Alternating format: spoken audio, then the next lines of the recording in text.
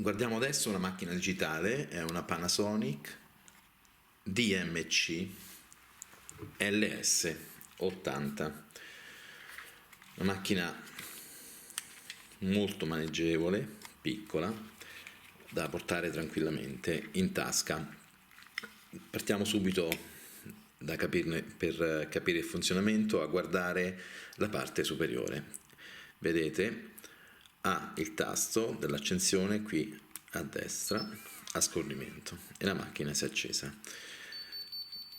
Ha chiaramente, mi sta indicando che la memoria interna è esaurita, ha chiaramente lo zoom con la levetta superiore e ha un'altra caratteristica, ha anche lo zoom elettronico, cioè zoom in maniera automatica. Va alimentata con delle pile stilo, si tira giù questo tasto e si scorre in avanti, vedete, sono all'interno delle pile stilo.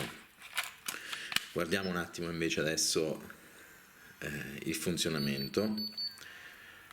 Andiamo sul menu, ci dà la possibilità di scegliere il formato 4 terzi, 3 mezzi o 16 noni, lo scatto a raffica, modalità e colore e stabilizzatore, modalità 1, modalità 2. Inoltre sulle impostazioni, vedete, ci dice il tipo di batteria, la possibilità di impostare insomma il beep, l'ora mondiale e la lingua. Nel caso mio avete sentito il beep chiaramente è impostato, nel caso appunto che io faccia così, vedete, non si sente più niente, però preferisco averlo forse più leggero, perché poi ha due modalità, o più forte o più leggero come modo. Ha un obiettivo, chiaramente una Lumix, vedete, che va da 55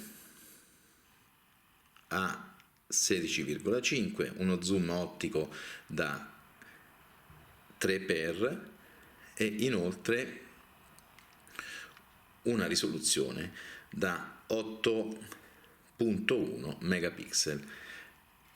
Ha anche un flash incorporato ed è una macchina sicuramente che rende ancora onore agli albori della fotografia digitale. Ultima cosa che non vi ho detto, qui nella parte interna ha la slot per la scheda SD.